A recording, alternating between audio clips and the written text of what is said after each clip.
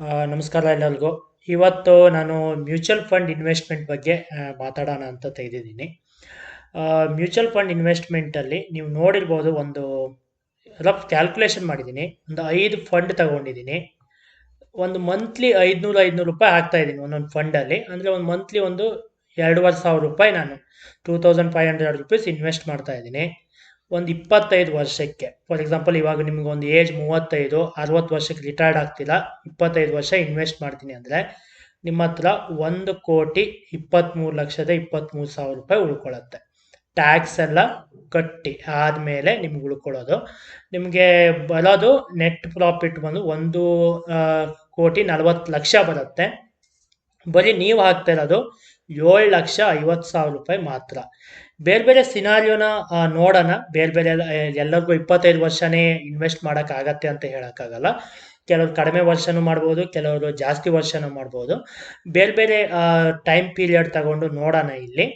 ಇವಾಗ ನಾನು ತಗೊಂಡಿರೋ 5 ಫಂಡ್ ಯಾವುದಪ್ಪ ಅಂತ ಹೇಳಿದ್ರೆ ಬೇರೆ ಬೇರೆ ಕ್ಯಾಟಗರಿ ಫಂಡನ್ನು ತಗೊಂಡಿದ್ದೀನಿ. ಮ್ಯೂಚುವಲ್ ಫಂಡ್ ಅಂತ ಹೇಳಿದ್ರೆ ನಿಮ್ಗೆ ಗೊತ್ತಿರೋ ಹಾಗೆ ಒಂದು ಫಂಡ್ ಅಂದರೆ ಏನಪ್ಪ ಅಂತ ಹೇಳಿದ್ರೆ ಸ್ಟಾಕ್ಸ್ ಇರುತ್ತೆ. ಒಂದು 20 ಸ್ಟಾಕ್ಸು ಇಲ್ಲ ಒಂದು 20ರಿಂದ 50 ಸ್ಟಾಕ್ಸ್ ಅಂದರೆ ನಿಮ್ಗೆ ಗೊತ್ತಿರುತ್ತೆ, ಕಂಪ್ನಿಗಳು.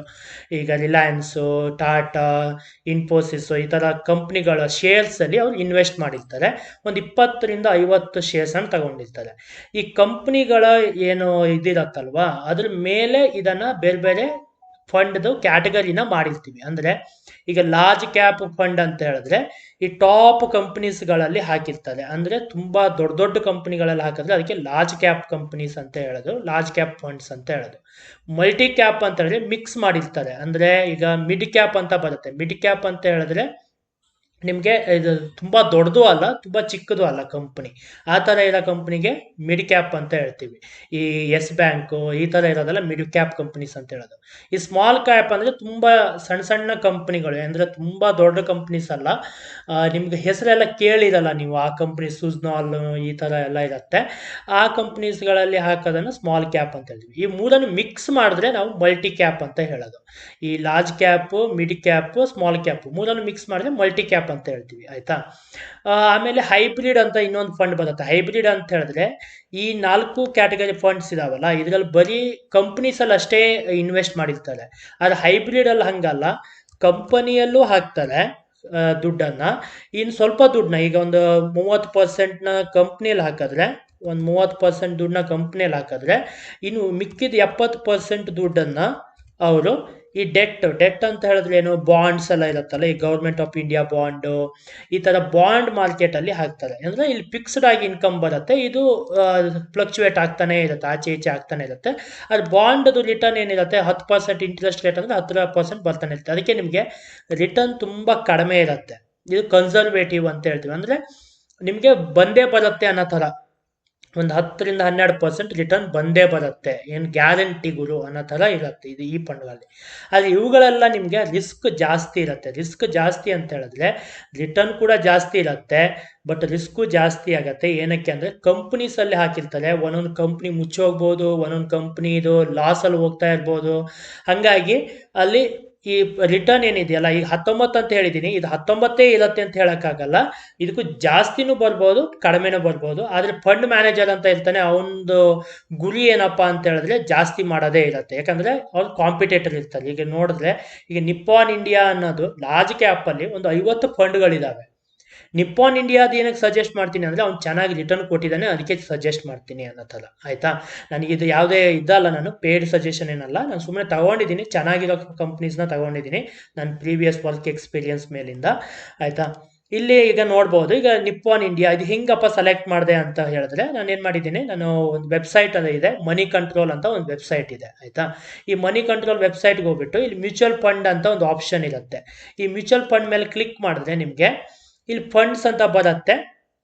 ಇಲ್ಲಿ ಎಕ್ಸ್ಪ್ಲೋರ್ ಆಲ್ ಫಂಡ್ಸ್ ಅಂತ ಇರುತ್ತೆ. ಅಲ್ಲಿ ಹೋಗ್ಬಿಟ್ಟು ನೀವು ಈ ಫಂಡ್ಸನ್ನು ಸೆಲೆಕ್ಟ್ ಮಾಡ್ಬೋದು. ಈ ಥರ ಎಕ್ಸ್ಪ್ಲೋರ್ ಆಲ್ ಫಂಡ್ಸಲ್ಲಿ ಹೋದರೆ ಇಲ್ಲಿ ಬೇರೆ ಬೇರೆ ಕ್ಯಾಟಗರಿ ಇದೆ ನೋಡಿ. ಲಾರ್ಜ್ ಕ್ಯಾಪ್ ಕ್ಯಾಟಗರಿ ಇದೆ, ಮಲ್ಟಿ ಕ್ಯಾಪ್ ಕ್ಯಾಟಗರಿ ಇದೆ, ಇಲ್ಲಿ 2 ಮಿಕ್ಸ್ ಇರೋ ಕ್ಯಾಟಗರಿ ಇದೆ, ಮಿಡ್ ಕ್ಯಾಪು, ಈ ಥರ ತುಂಬ ಕ್ಯಾಟಗರೀಸ್ ಇದೆ, ಆಯಿತಾ. ಇಲ್ಲಿ ನೀವು ಚೆಕ್ ಮಾಡ್ತಾ ಹೋದರೆ ಒಂದು 20 ಕ್ಯಾಟಗರಿ ಬರುತ್ತೆ. ಈಗ ಈಕ್ವಿಟಿಯಲ್ಲಿ ಬೇರೆ ಥರ ಮತ್ತೆ ಫೋಕಸ್ಡ್ ಅಂತ ಬರುತ್ತೆ, ಆಯ್ತಾ, ಡೆಟ್ ಬರುತ್ತೆ, short term, long term, hybrid, tax saving, ಈ ತರ ಬೇರೆ ಬೇರೆ ಕ್ಯಾಟಗರೀಸ್ ಇದ್ದಾವೆ. ಅದ್ರಲ್ಲಿ ನಾನು ಸೆಲೆಕ್ಟೆಡ್ ಕ್ಯಾಟಗರಿ ತಗೊಂಡಿದ್ದೀನಿ.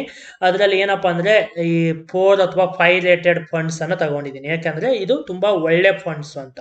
ಪ್ರತಿಯೊಂದು ಫಂಡ್ಸಿಗೂ ರೇಟಿಂಗ್ ಕೊಡ್ತಾರೆ. ಆಯ್ತಾ, ಈ ರೇಟಿಂಗ್ ಚೆನ್ನಾಗಿದೆ ಅಂದ್ರೆ ಅವ್ರ ಫಂಡ್ ಮ್ಯಾನೇಜರು ತುಂಬಾ ಚೆನ್ನಾಗಿ ಕೆಲಸ ಮಾಡ್ತಿದ್ದಾನೆ ಅನ್ನೋ ಬೇಸಿಸ್ ಮೇಲೆ ಇರುತ್ತೆ.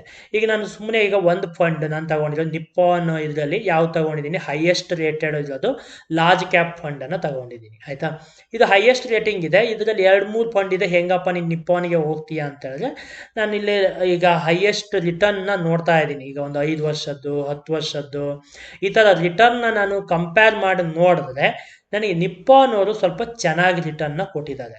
ಓಕೆನಾ, 5 ರೇಟೆಡ್ ಅಲ್ಲೇನೆ ಸ್ವಲ್ಪ ಚೆನ್ನಾಗಿ ರಿಟರ್ನ್ ಕೊಟ್ಟಿರೋದು ನಿಪ್ಪಾನ್ ಅವರು. ಮತ್ತೆ ಅವ್ರ ಕನ್ಸಿಸ್ಟೆನ್ಸಿ ಅಂತೀವಿ ಅಂದ್ರೆ ಅವ್ರು ತುಂಬಾ ನನಗೆ ಪ್ರತಿ ಸಲನು ಎಲ್ಲೂ ಕೂಡ ನೆಗೆಟಿವ್ ರಿಟರ್ನ್ ಬರ್ದೇ ಇದ್ದ ಹಂಗೆ ಅವ್ರು ಮ್ಯಾನೇಜ್ ಮಾಡ್ಕೊಂಡು ಹೋಗಿದ್ದಾರೆ. ಅದಕ್ಕೇನೆ ನಾನು ಏನ್ ಮಾಡಿದ್ದೀನಿ, Nippon India large cap fund ನ ತಗೊಂಡಿದ್ದೀನಿ.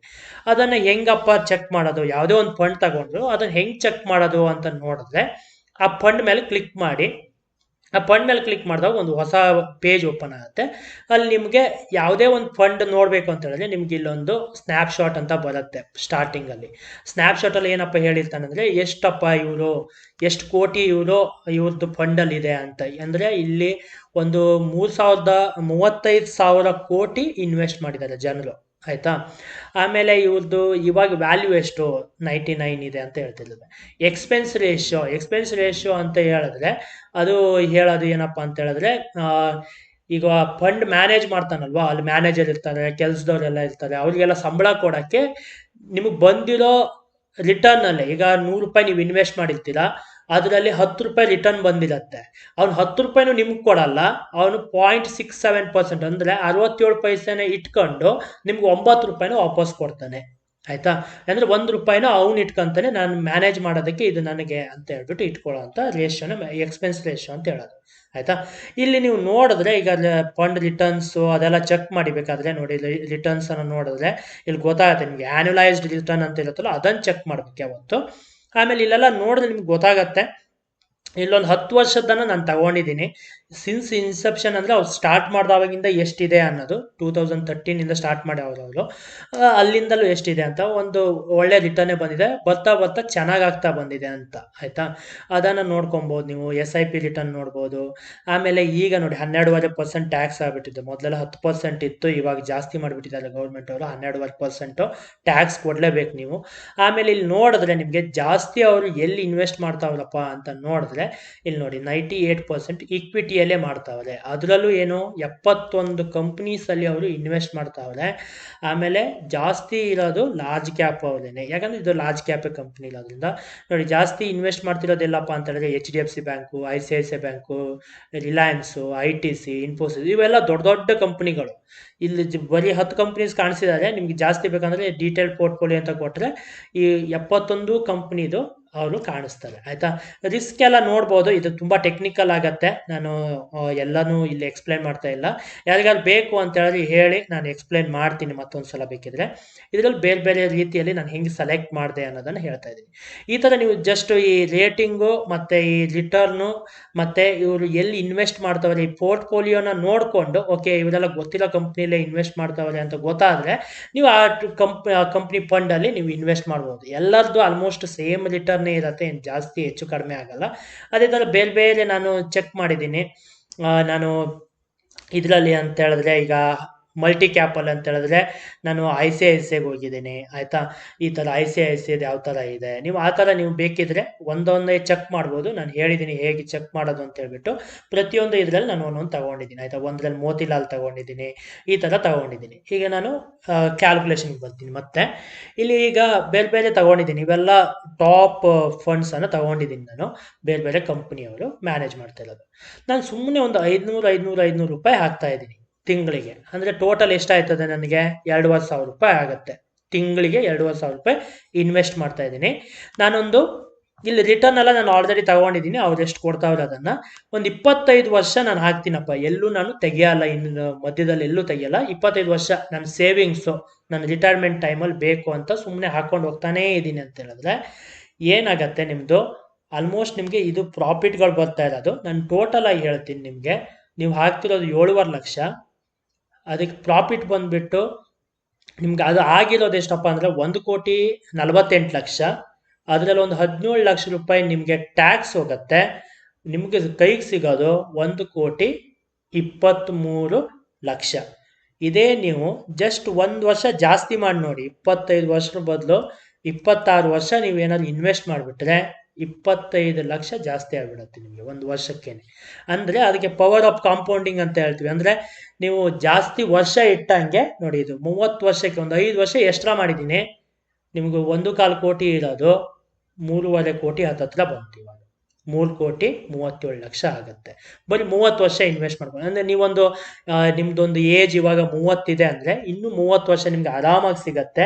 ನೀವು ಇನ್ವೆಸ್ಟ್ ಮಾಡ್ಕೊಂಡು ಹೋದರೆ 30 ವರ್ಷನೂ ಬರೀ 2,500 ಮಂತ್ಲಿ. ನಾನು ಹೇಳ್ತಾ ಇರೋದು 30 ವರ್ಷನೂ 2,500 ಮಂತ್ಲಿ ಹಾಕೊಂಡು ಹೋಗ್ತಾ ಇರೋದು. 9 ಲಕ್ಷ ನೀವು ಇನ್ವೆಸ್ಟ್ ಮಾಡ್ತಾ ಇರೋದು, ನಿಮಗೆ ಬಂದಿರೋದು 3,37,00,000. ಇದು ಯಾವುದು ರಾಂಗ್ ಫಿಗರ್ ಅಲ್ಲ, ನಾನೆಲ್ಲ ಕ್ಯಾಲ್ಕುಲೇಟ್ ಮಾಡಿ ನಿಮಗೆ ಕರೆಕ್ಟಾಗಿರೋದನ್ನೇ ಹೇಳ್ತಾ ಇರೋದು.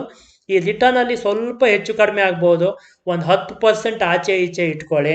ನಿಮ್ಗಂತೂ 10% ಆಚೆ ಈಚೆ ಅಂದ್ರೂ ಇದರಿಂದ ಒಂದು 10 ಬೇಡ 20% ಕಡಿಮೆನೇ ಬರುತ್ತೆ ಅಂದ್ರೂ ನಿಮಗೆ 2,69,00,000 ಆಗತ್ತೆ ಗುರು. ಆಯಿತಾ?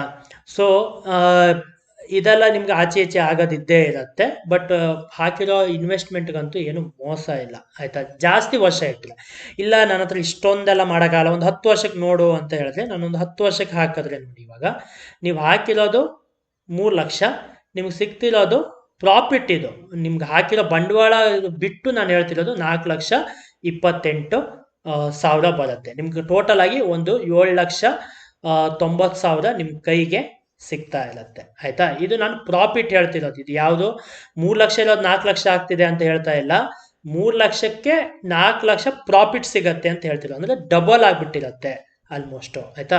7,90,000 ನಿಮ್ಮ ಕೈಗೆ ಸಿಗತ್ತೆ. ಅದರಲ್ಲಿ ಒಂದು 61,000 ರೂಪಾಯಿ ಟ್ಯಾಕ್ಸ್ ಹೋಗ್ಬಿಡತ್ತೆ ಈ 7,90,000ರಲ್ಲಿ. ಆಯ್ತಾ? ಅದೇ ಥರ ನಿಮಗೆ ನೀವು ಬೇರೆ ಬೇರೆ ಥರ, ಫಾರ್ ಎಕ್ಸಾಂಪಲ್ಲು ನಾವೇನು ಮಾಡ್ತೀವಿ, ನಾವೆಲ್ಲ ಈಗ ಫಿನಾನ್ಸ್ ಅಡ್ವೈಸ್ ಮಾಡುವಾಗೆಲ್ಲ ಎಲ್ಲ ಫಂಡಲ್ಲೂ ಒಂದೇ ಥರ ಹಾಕೊಂಡು ಹೋಗಲ್ಲ. ಈ ಲಾರ್ಜ್ ಕ್ಯಾಪ್ ಫಂಡನ್ನು ನಾನು ಒಂದು 25 ವರ್ಷಕ್ಕೆ ಇಡ್ತೀನಿ, ಅಂದರೆ ರಿಟೈರ್ಮೆಂಟ್ಗೋಸ್ಕರ ಅಂತ ಇಡ್ತೀನಿ. ಆಯಿತಾ? ಈ ಕನ್ಸರ್ವೇಟಿವ್ ಪ್ಲ್ಯಾನ್ನ ಒಂದು 20 ವರ್ಷಕ್ಕೆ, ಇವೆರಡು ರಿಟೈರ್ಮೆಂಟ್ ಥರ ಇಟ್ಕೊಂಡ್ಬಿಡ್ತೀನಿ. ಈ ಸ್ಮಾಲ್ ಕ್ಯಾಪ್ ಇರುತ್ತಲ್ಲ, ಇದೊಂದು 5 ವರ್ಷಕ್ಕೆ ಇಟ್ಕೊತೀನಿ. ಯಾಕಂದರೆ ಇದು ಹೆಚ್ಚು ಕಡಿಮೆ ಒಂದೊಂದು ಸಲ ಕೈ ಕೊಟ್ಬಿಡತ್ತೆ, ಅದಕ್ಕೆ ನಾನು ಒಂದು 5 ವರ್ಷಕ್ಕೆ ಇಟ್ಕೊತೀನಿ.